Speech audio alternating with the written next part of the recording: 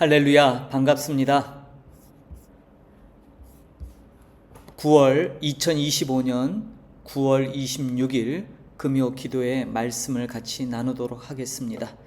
오늘 함께 살펴볼 말씀은 신약성경 누가복음 17장 34절 35절입니다. 누가복음 17장 34절 35절 말씀을 먼저 봉독드립니다.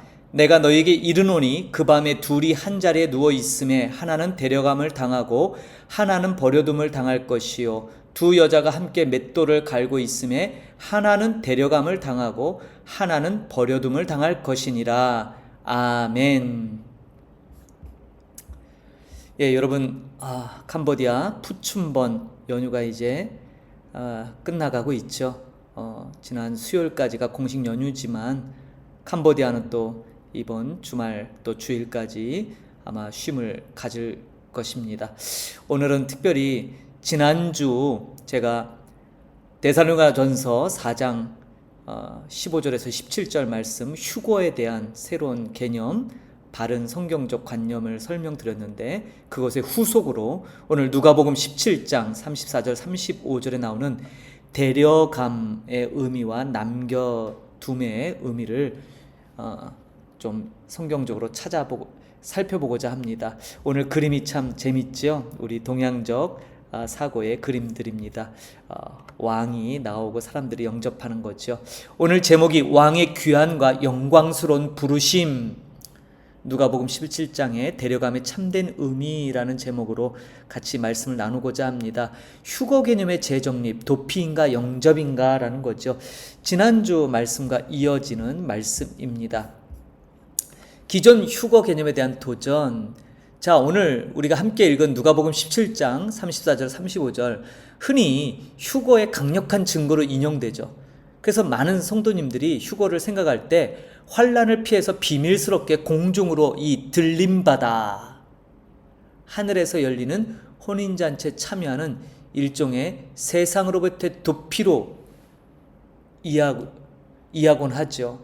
7년 대환란이 오기 전에 성도들을 먼저 휴거해서 그 대환란부터 피하게 면피시키는 그런 개념으로. 그러나 만약 이 데려감과 끌어올림의 본질이 이 땅을 떠나는 도피가 아니라 만왕의 왕으로 이 땅에 재림하시는 주님을 맞이하는 영광스러운 영접이라면 어떻게 하시겠느냐 이 말이에요. 지난주에 이어서 지난주에 우리가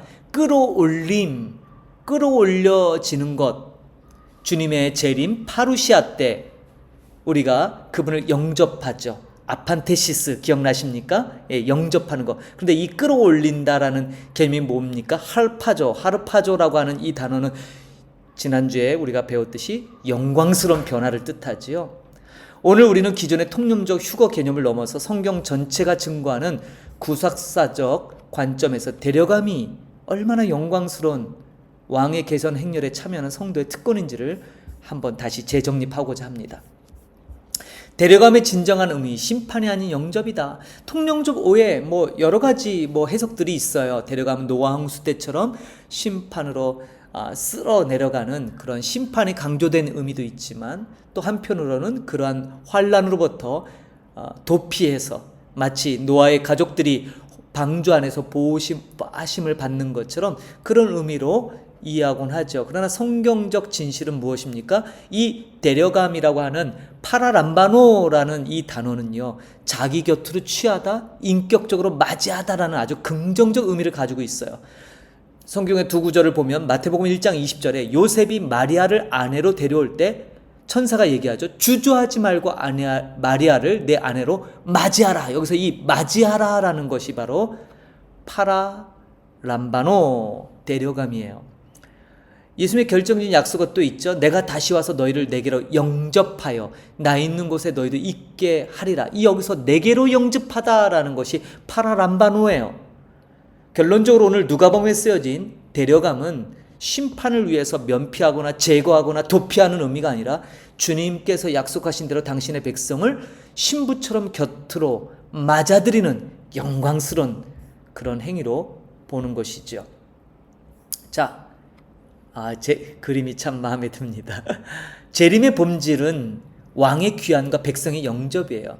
구속사의 정점, 하나님 나라의 완성할 시에 예수님의 재림은 성도들이 세상을 떠나는 사건을 의미하는 것이 아니라 왕께서, 왕이신 우리 예수님께서 당신의 나라를 완성하기 위해 이 땅에 임하시는 장엄한 사건이죠.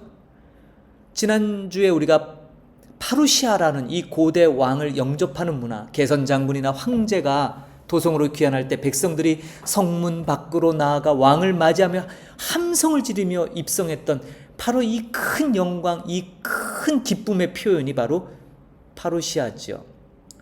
데살로니가 전서 4장 17절, 그 후에 우리 살아남은 자들도 그들과 함께 구름 속으로 끌어올려, 하루파죠, 끌어올리다라는 것 개념 설명드렸죠. 공중에서 에어로, 공중, 단순히 눈에 보이는 뭐 구름 위 그런 개념이 아니죠. 공중에 권세 잡은 자, 그 통치의 영역, 그 공중에서 이제는 영원한 왕이신 예수께서 온 우주 만물, 피조 세계를 다 온전히 다스리시는 바로 그런, 거기에서 영접하게 하신다. 이 의미예요. 재림할 때 파루시아는, 그리고 아판테시스 나가서 그를 영접하는.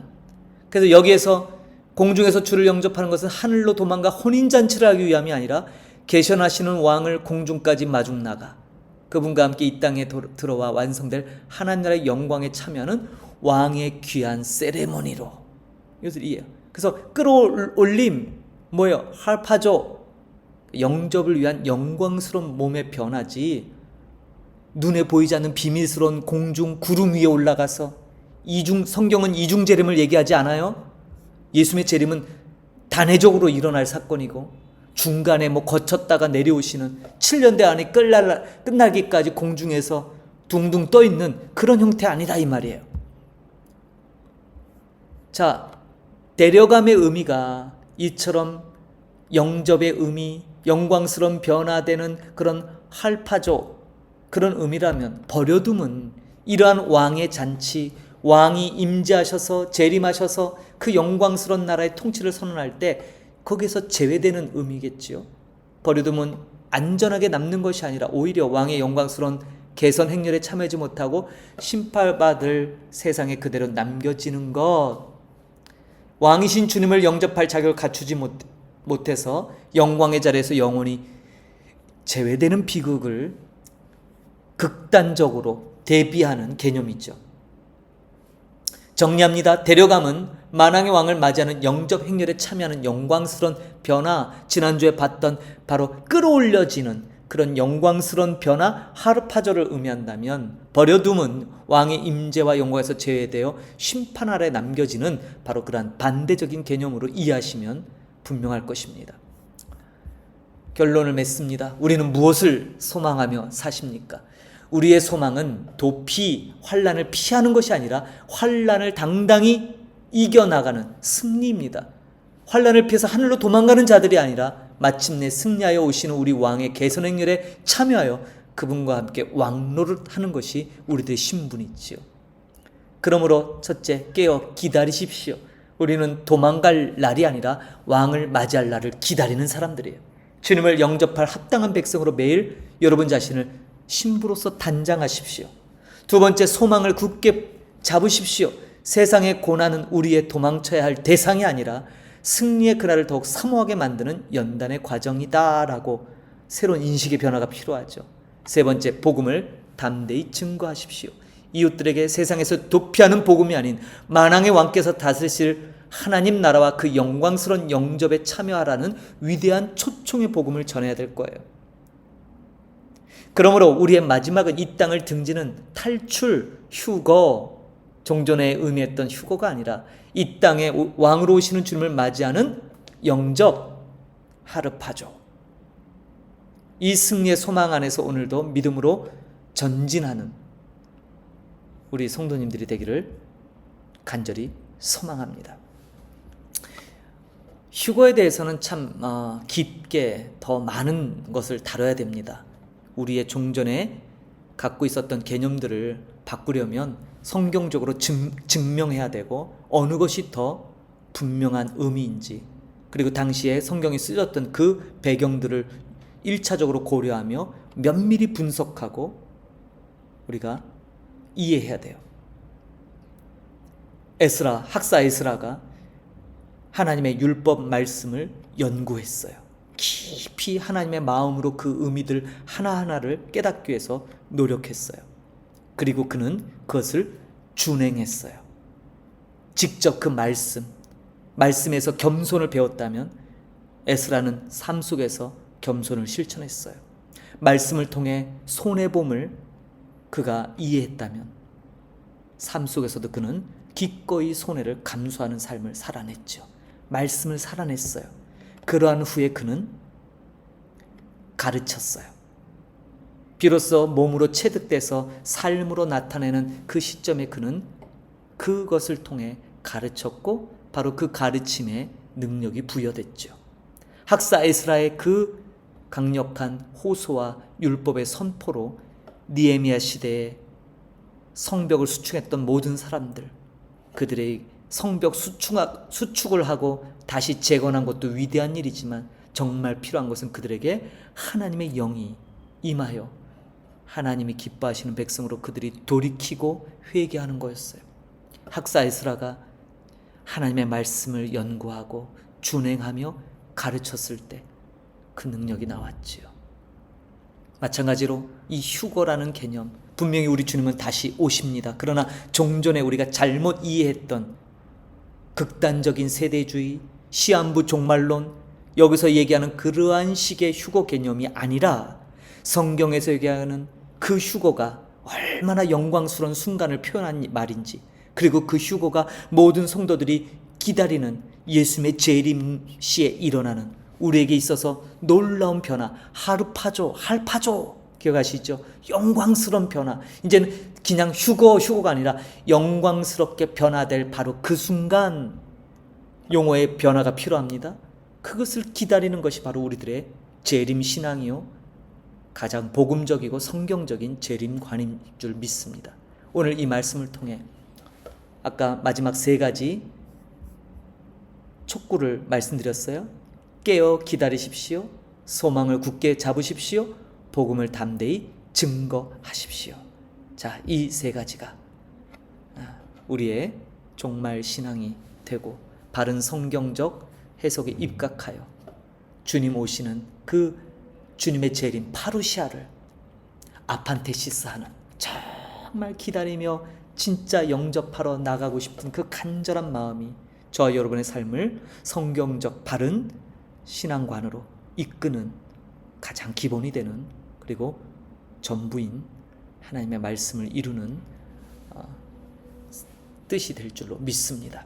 오늘 주신 이 말씀을 가지고 우리의 삶을 돌아보며 기도하십시다. 세 가지, 깨어 기다리고, 두 번째, 소망을 굳게 붙잡고, 그런 다음에 복음을 담대히 증거하는 그런 우리의 삶이 되기를 위하여 함께 기도하는 오늘 이 밤이 되기를 간절히 소망합니다. 기도하겠습니다.